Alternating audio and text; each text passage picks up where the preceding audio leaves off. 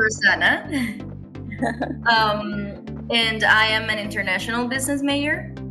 And this recording would be for our management of nonprofit class. Perfect. And my name is Claire Carver. I am a public horticulture student, and yeah. Okay. And how does that relate to nonprofits? Well, I'm interested, since I'm interested in public gardens, I want to work at a nonprofit garden. Excellent. So, yeah. You know Global Gardens?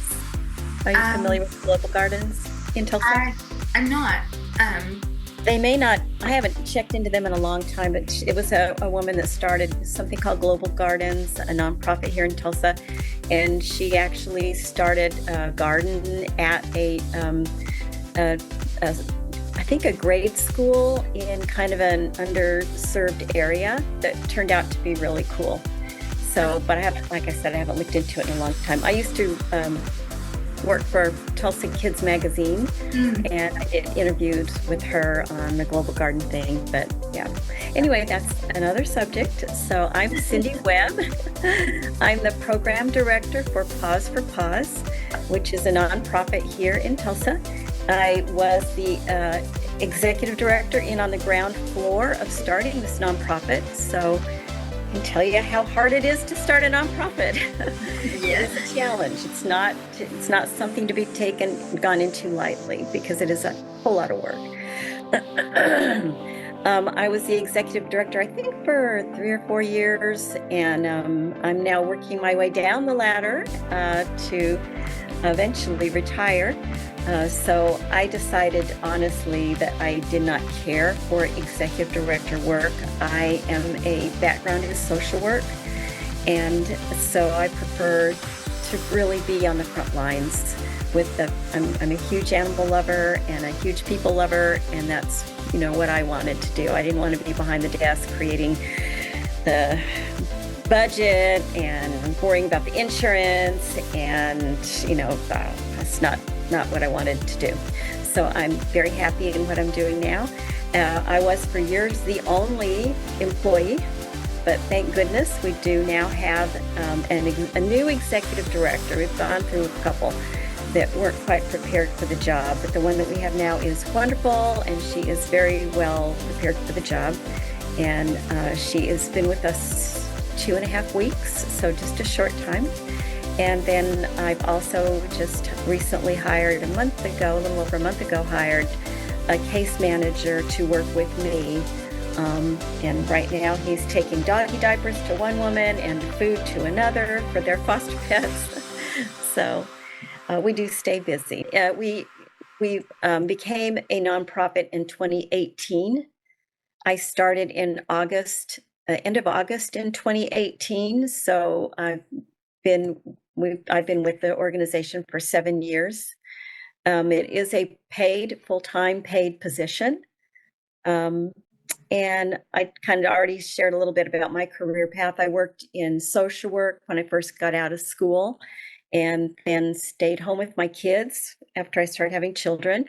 And then I started writing. And so I worked in the magazine industry for a few years, and then really wanted to get back into social work. So my friend, Katie Inhofe, is the founder of our organization, and she was on the board. She's an attorney, she's a retired attorney now, but she was on the board of different organizations like the Mental Health Organization or Mental Health Association, and saw that people were not going in for treatment, for addiction treatment, mental health care, if they had a pet and no one to care for it. They just wouldn't go. Or if they were homeless and on the street and had a pet, no one to take care of their pet, they wouldn't go to the hospital.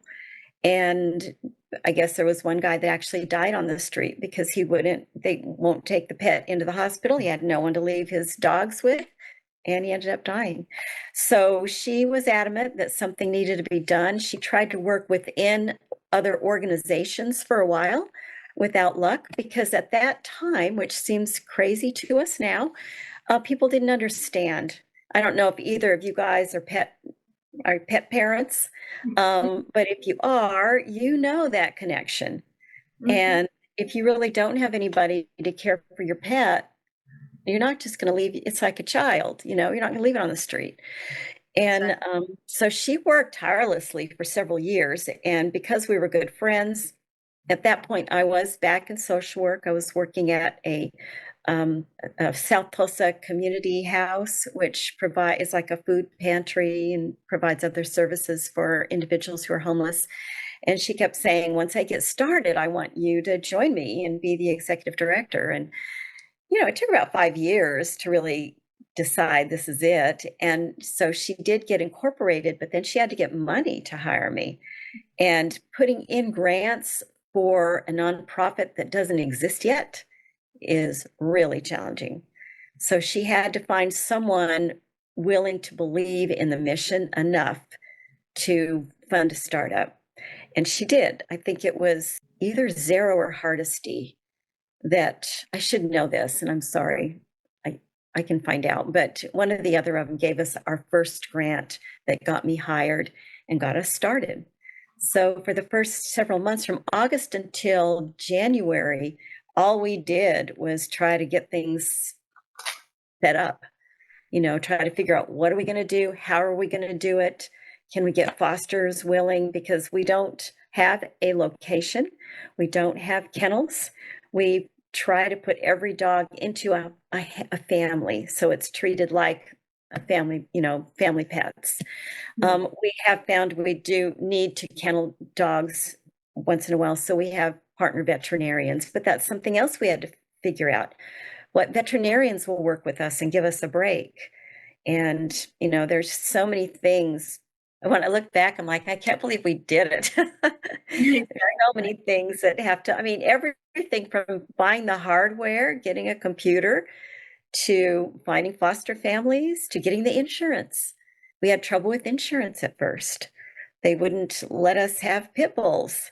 And that's one of the major breeds that we have. And that's a whole other story I'll go into later. Is one of our biggest challenges is that particular breed. But there's just so many things. Insurance alone was difficult. And then getting the board together, trying to find people willing to be on our board. And fortunately, Katie is a very well-connected person in our community. And that's something that's very important. You need to be well-connected. You need to be well-connected with people with money, preferably. Because your board not only is going to be a guidance for you, they also have to be willing to support you financially or find people who can. So your board is very important. And she completely pulled the board together, and we've always had a wonderful board. So anyway, I'm getting ahead of myself, but giving you guys some ideas on what it's like to start a nonprofit. Yeah, no, I can imagine how tough it was at the beginning, because you could see the need, but can everybody see it? Yes. Yeah. You could see Once it. we got going, now people are like, oh my gosh, it's like, of course. And they love us. Caseworkers, we don't just accept people off the street. You can't just call us and say, I'm going into the hospital, can you take care of my pet? No. You have to have a caseworker or your doctor or someone call us and refer you. We don't want people misusing our services, and we want to make sure they're actually going in and getting the care and treatment that they need. So, yeah, caseworkers I'm going to brag and say we are one of the most beloved organizations in our city for the people that need us. The caseworkers are so grateful. It's like, oh my gosh, I can finally get, my client in because you'll take their pet. And that was a big barrier. Yes. So it's the barrier that we break down. One of our favorite stories, and I'm going to tear up here a little bit because I just saw on Facebook yesterday that she just got married. One of our earliest clients was suicidal. She was at Laureate, suicidal, and was a heroin addict and had been for years. She had 5 pets, 3 dogs, 3 pit bulls, and 2 cats. Ouch. And we took them in. And Taylor is now clean and sober, 6 years later. And she just got married, and I'm so proud of her. And, just her dad, after we took the pets in and she was released and doing really well, he said, I had no idea that it was just the animals that were standing in the way of her getting clean and sober. And so he actually has turned out to be one of our biggest financial supporters too. We don't have any requirement as far as income for our program. You can be as wealthy as can be, but have lost all your family contacts. Everybody's turned away from you because you have mental health issues or you're addicted and you have a pet and you want to go to treatment. Doesn't matter how much money you've got, we'll take care of your pet for you. And it doesn't matter if you're homeless and have zero, we'll take care of your pet.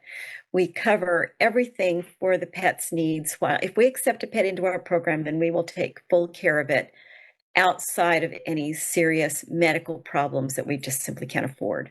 But we will make sure the animal's out of pain if it does have a medical problem. But we spay, neuter, vaccinate, groom, nail, cut and trim. We do all of that stuff for the pet while it's with us.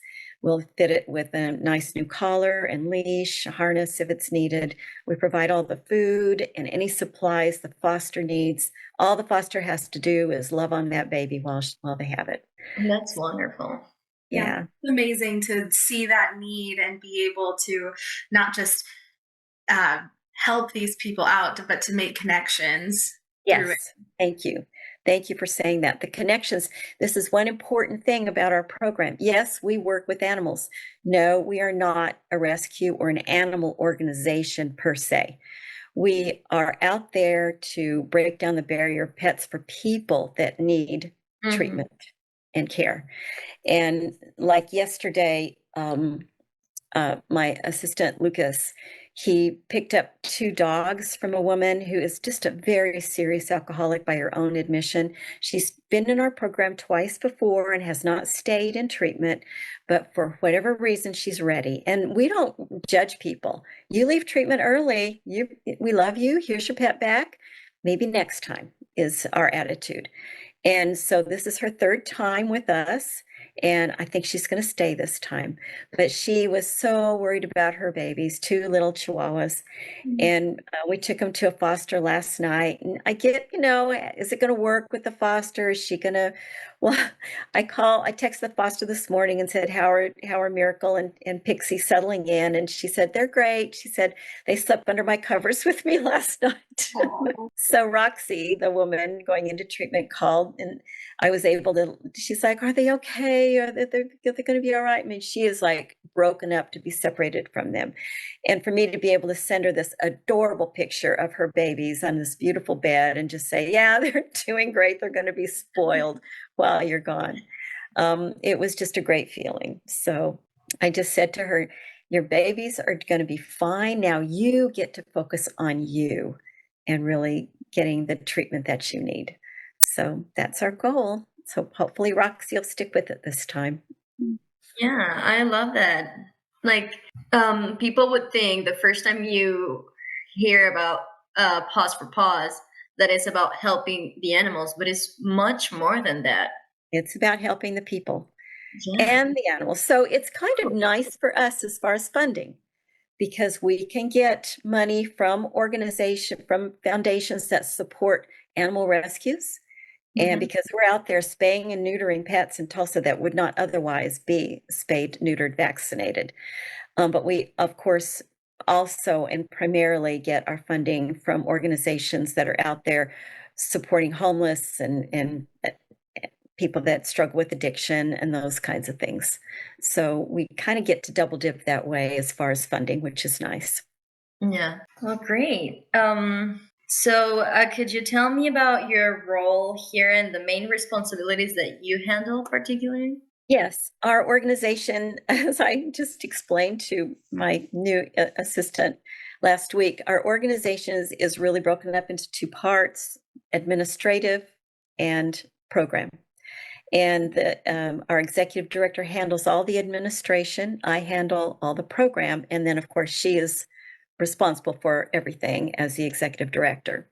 So when I say I handle the program, that means I'm making sure that people know about us, that they have access to We have forms they have to complete, make sure the forms are up to date, make sure we recruit the fosters and get them in, and go out and meet the individuals, make sure the pets are being taken care of as they should. It's all aspects of the actual boots on the ground pet and people care that the program director does. So that's my responsibility. And yes, I do have one individual under me. That's Lucas, and he's new. And we just got a vehicle. Yay! Was picking up pets in my my Mazda 3 sedan. It was a challenge sometimes. It's some pretty big dogs in my back seat, and Imagine. so now we actually have an SUV where we can really handle the pets a little bit more efficiently. And that is Lucas's one of his primary jobs is transporting pets and picking up and dropping off and all of that. And he's slowly taking over more roles as he gets more experienced in taking calls.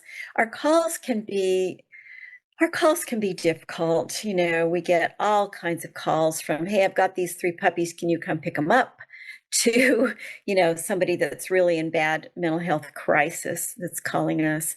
And they can call us from all over. Oh, one important thing, we serve the Tulsa metro area. We transport within the Tulsa metro area. We will take pets from outside our area if we have space.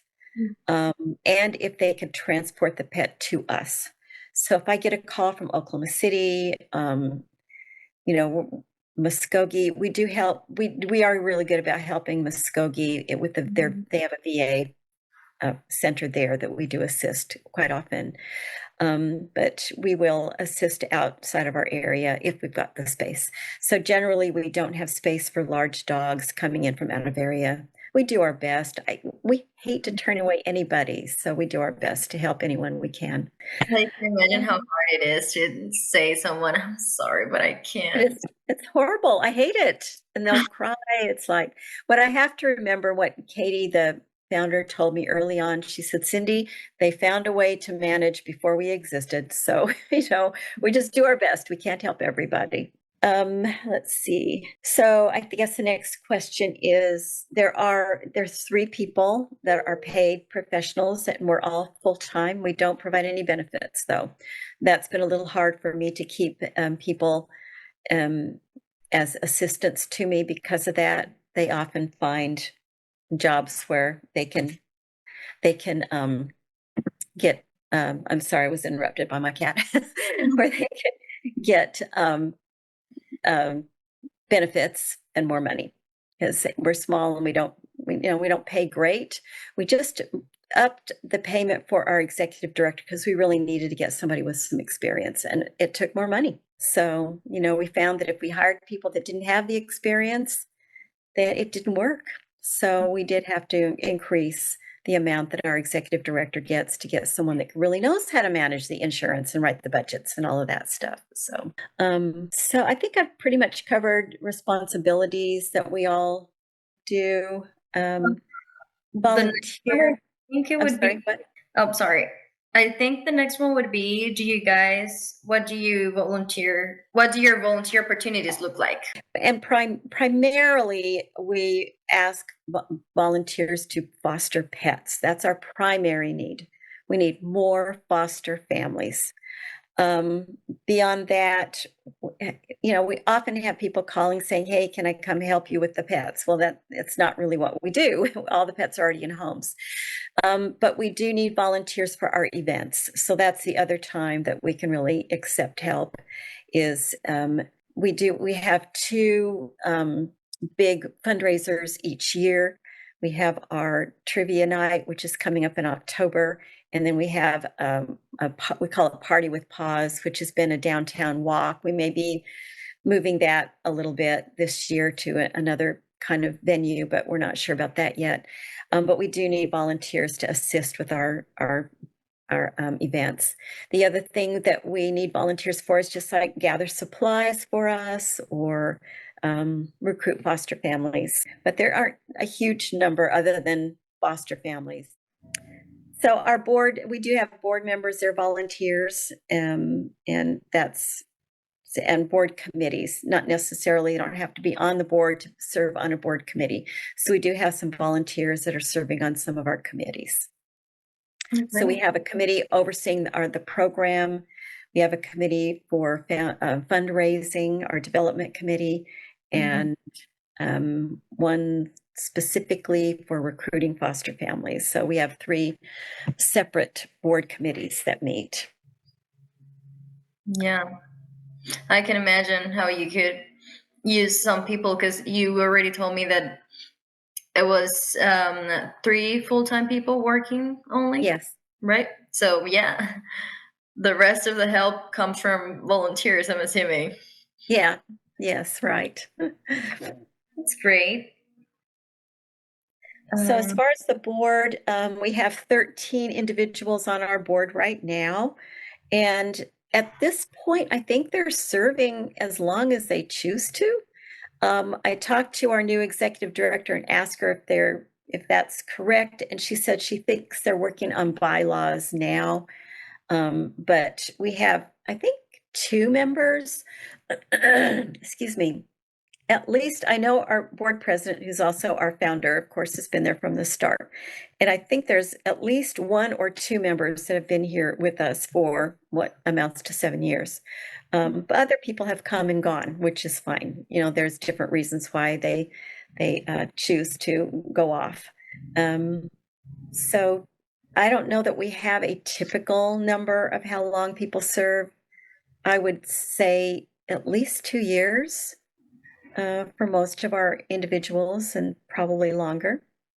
The board meets once a month, and as far as the relationship with the executive team, it's very warm. We just have wonderful people on our board that I really like and care about, and they're passionate about the work we do. We don't have a lot of, I know there's some boards where people are just kind of bored on the board. And just kind of show up and don't really participate. And that's not our board. They're all pretty passionate about what we do. And they all vary, you see. A lot of them have already served in the industry and are retired. Let me pull them up real quick and get you an idea.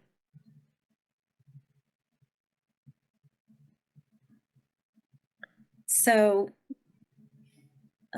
yeah, well, it varies. We have a couple of people that work in banking, which is always nice. Yeah. We have people that are retired from social service organizations. And then we've got a couple of attorneys. So we kind of have a variance, which is really important.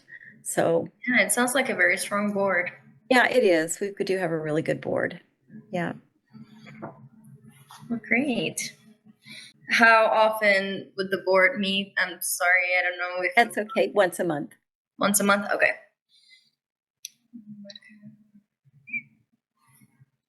So let's talk a little bit about goal setting. Okay. Who said goal setting is really a collaboration. Okay. So the board does meet and have for long-term planning, I think succession planning, and then what's the other term for long-term goals? There's a specific term that I can't think of right now. Oh, that's going to bug me, but I'll think of it in a minute. But every board is supposed to, do just succession planning for one, but then there's another thing, the long-term planning, and there's a special word for it. And they do meet at least once a year to plan out, where we're going, how we're going to get there. So the board does that along with the executive director. But they do take input from all of us since we're a small organization. So I would say it's very collaborative. Great. As far as my personal goals as a program director, I think my goal for this year is to really help Lucas and Diana get completely up to speed on our organization. I really, we've had some rocky times with people coming and going. And so my goal is to make sure these guys are really happy in their jobs and committed to stay and get really up to speed on what we do. And if we can do that, and so far they both love they just love their work. In fact, Lucas told me yesterday this is the happiest he's been on a job in his life. So I love that. He's a young man that is 35 and he's been just kind of bouncing around trying to find his fit. And I think he thinks he's found it. And I'm delighted with that.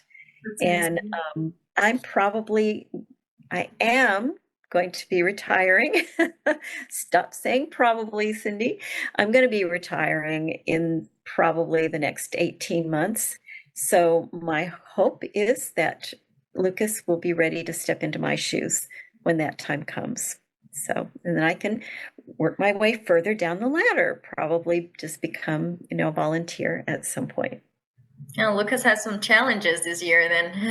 He does, yeah, but I think he's up for it. The other thing that I would want to do this year, as always, and this is ongoing, is increase our foster numbers, especially for larger dogs, because that's a huge challenge. We have a lot of people that say they want a nice little fluffy dog. Well, we've got a lot of big ones that come through that can be very energetic. We do not take any dogs with a history of biting. And we don't take any dogs that are seriously ill that might need a lot of medical vet care. So we always want to increase our foster numbers and continue to raise awareness about our services. We don't want anybody dying on the streets with a pet because they didn't know about us. So those two are ongoing goals that we pretty much always have. Yeah, and again, it's collaborative. So it's not anyone saying this is what you're going to do. It's all of us working together to set goals for the most part. So, I mean, we do have a hierarchy. Of course, the board's over everything. And then executive director is under the program administration. And then I'm over the program. So it does I know that way. I know we've talked about the mission of Pause4Paws, but just to reiterate, what are the mission and values? Yes, the mission is on our website, and you can find it right there. It's right at the top. To read the formal mission statement, Pause4Paws promotes access to health care for pet owners in the Tulsa, Oklahoma metro area impacted by homelessness, mental illness, or addiction who need inpatient treatment but have no one to care for their pets. I did emphasize who need inpatient treatment because we get many calls asking from individuals who are soon to be homeless saying, can you take care of my pet until I find housing? That is a daily call we get. It's so sad, but daily. And no, that's not what our mission is. Our mission is to help people get into treatment, mental health care, or the hospital. And even if they're unhoused, once they're out, they have to take their pet back. So, it can be a hard thing. Some people are used to it. They're used to being on the streets and they take their pet back and on they go. Other people aren't, and that's a little bit harder. How does your organization measure its progress? Okay, we actually, I pulled it up. Oops, wrong computer. We use Excel spreadsheets, and every time we get a animal into our program, we record it. This year, we just have the metrics set up so that every time we enter a pet into our foster tracking system, it counts it. So already this month in September, we've added 5 pets already. So that brings us to a total year to date of 102 intakes. And that's how we measure how we're doing, is according to how many people we serve. And we break it down into unique individuals who are new people to us that find out about us and get served. And then we have some, I call my frequent flyers, who really are in and out of the hospital or treatment center frequently and know they can count on us. So, and then we count how many pets we've fostered, we count how many spays and neuters we've done, how many pets we vaccinated. We just keep track of those numbers. Because this is our only program, that's how we measure our success. How many people have we served? Okay, and so this is like an ongoing measurement that you guys do as the as the year goes on. Do you guys ever look back and compare those numbers year to year? Absolutely. Yeah. I mean, it's pretty shocking to see the difference from when we first started and thought 50 animals for the year was a wonderful thing. And, it's like now we already have over 100 intakes, and it's just September. So, yeah, just it's been fun to watch us grow and the It's really changes. amazing how many Yeah. people and I mean pets that you are able to help out and how it's growing. It's just wonderful. So Yes. we also talked a little bit about this before about making those connections with people with a little bit of money. And so, how would you say that Pause4Paws is funded? Is like donations mostly, or is there a foundation? We couldn't do without both. So grant writing is ongoing if you run a nonprofit. It's absolutely ongoing, as is event planning. So we have we're sending out grant requests all the time to as many organizations as will fund stuff, the kind of stuff that we do. We have regular foundations that are wonderful supporters of ours. But one thing I discovered, I was naive in thinking that once you have a wonderful nonprofit and you're doing great and you're doing wonderful things, and that, that a foundation is going to go, okay, well, here's all your money for the year. Oh, no.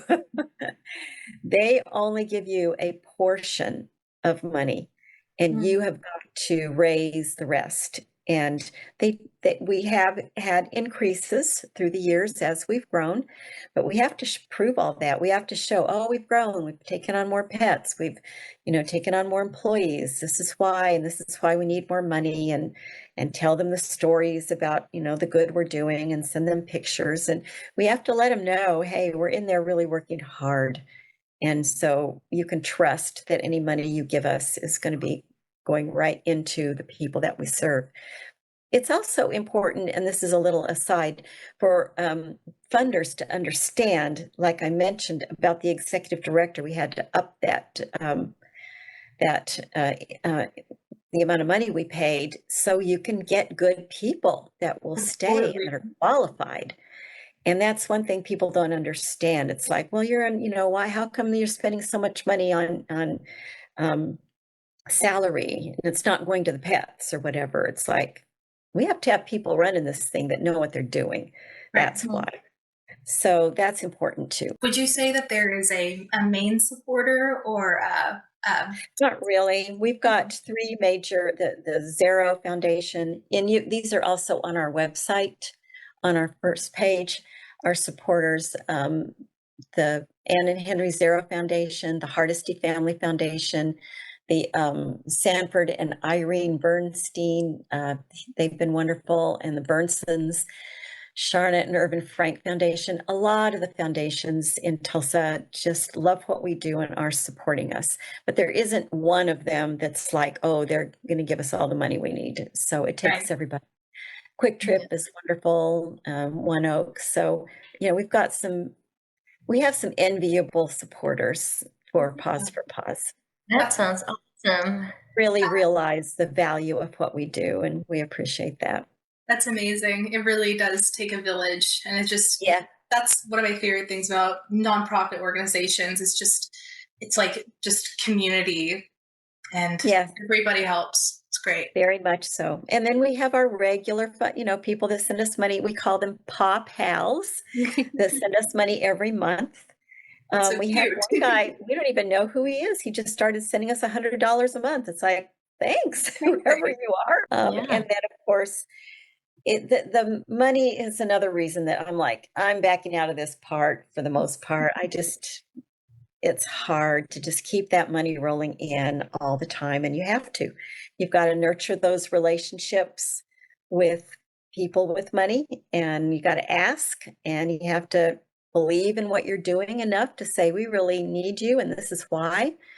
Um, and I can do some of that. I'm good about that. I just don't want it all falling on my shoulders. It's like, let's Absolutely. get somebody in here who knows more about fundraising than I do. So, because it is a huge part of what we do.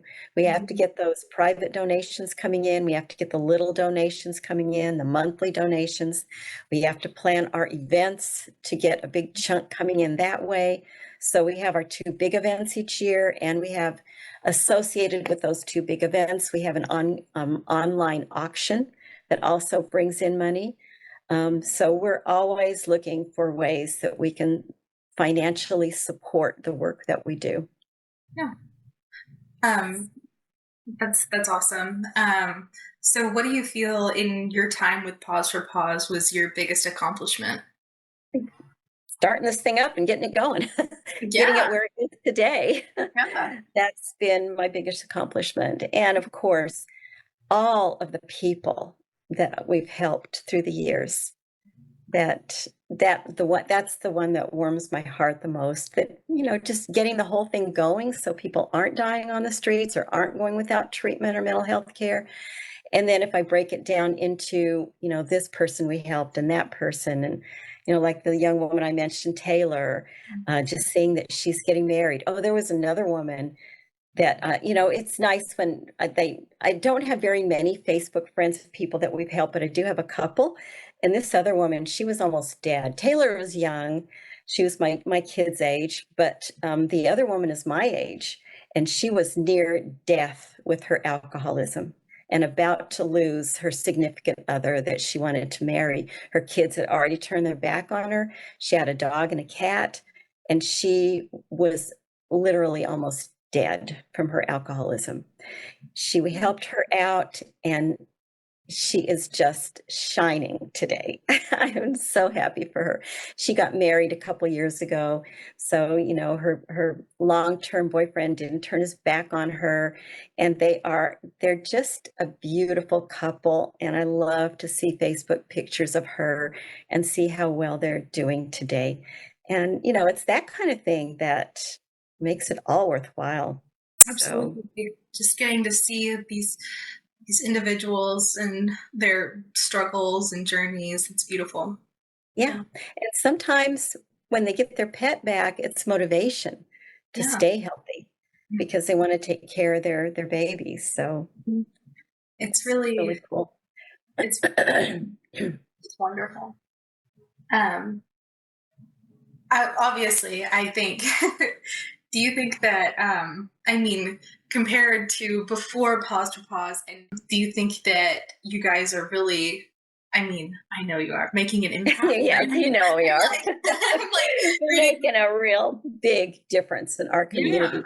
And I'm here in my house, and I'll go pick up a pet, and I'll take a pet home, blah, blah, blah.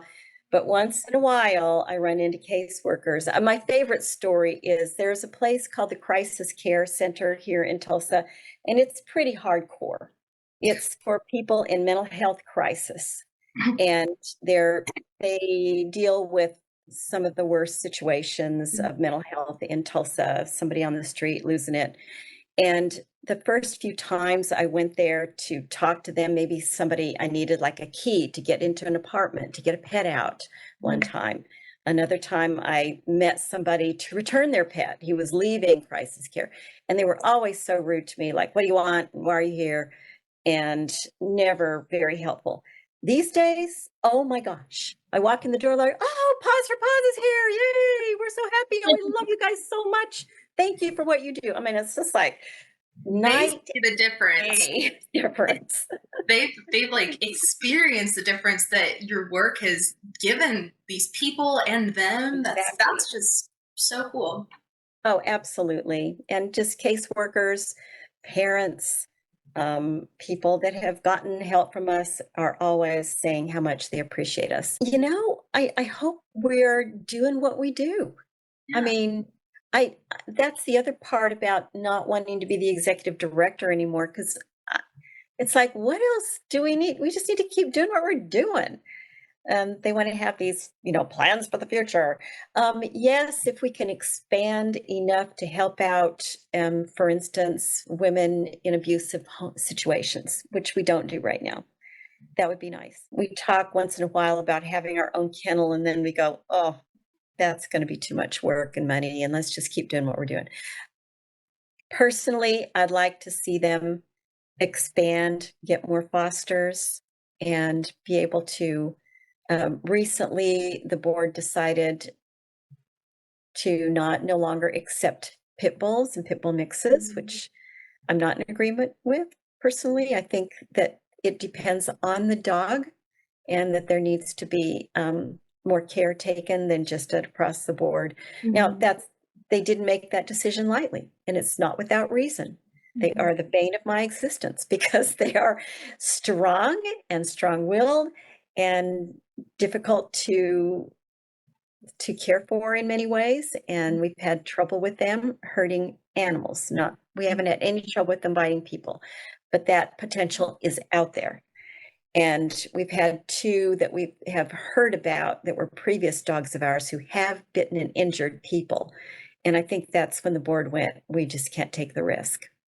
I understand it, but I do think if they're really old or if they're puppies, they're very much less dangerous. So that's something that I will be personally working on before I go, is to have them loosen up a little bit on that, because it's the primary animal that is dog that is in the Tulsa area is going to be a pit bull or pit mix.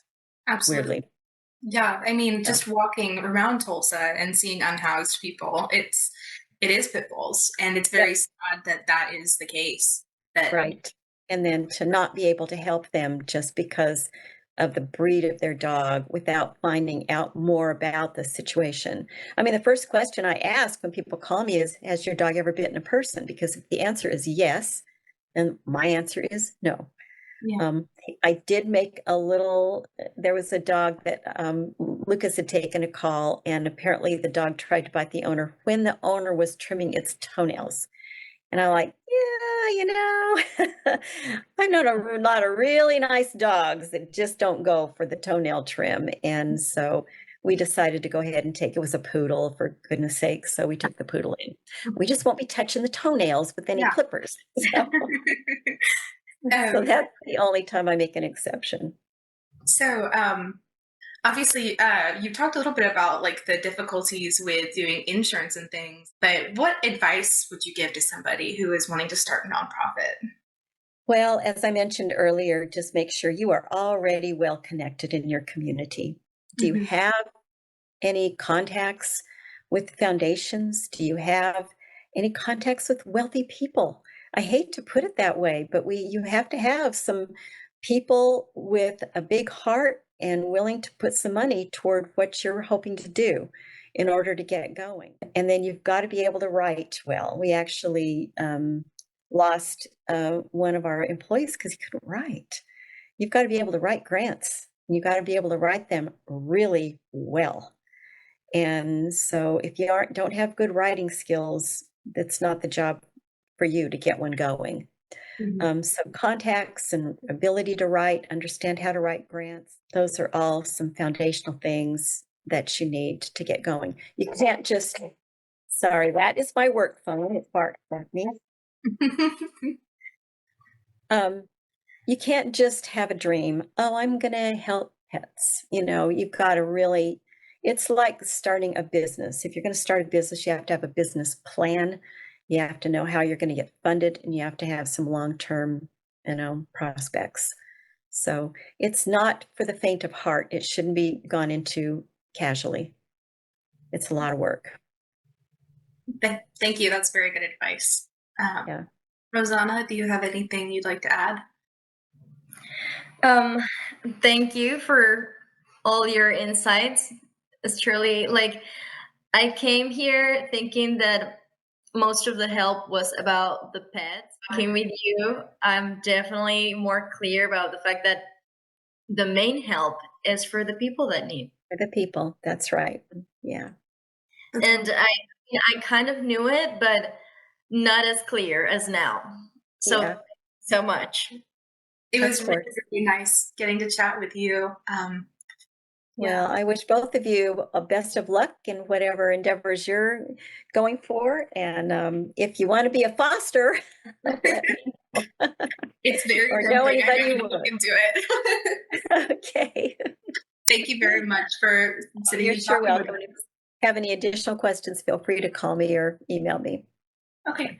Thank All right. you.